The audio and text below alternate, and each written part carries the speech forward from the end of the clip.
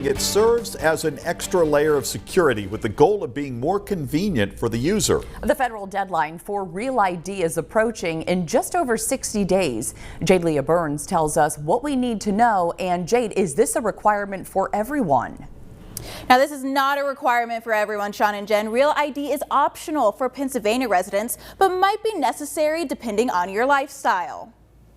If you plan to board a domestic commercial flight, enter a federal building or military installation that requires ID, mark May 7th on your calendar. That's the day Real ID compliant driver's license or photo ID card will be federally enforced. It's marked with a star in the upper corner of the card. People can either opt to get a Real ID or have another form of federally acceptable identification, such as a passport or a military ID. The Real ID Act was passed by Congress in 2005. Most recently, the enforcement date was October 1st, 2021, but was postponed due to COVID. They bring their documentation.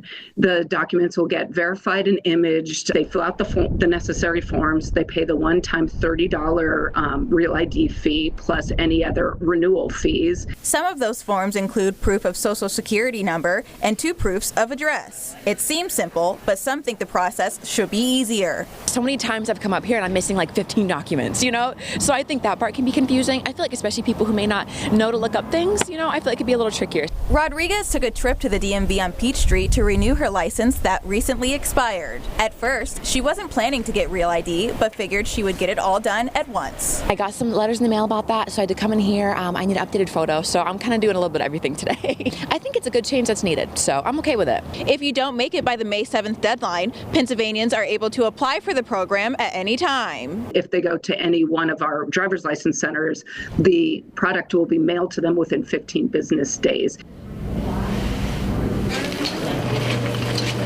Again, Real ID isn't for everyone. If you like to carry around your passport, for example, that will work just fine. Sean.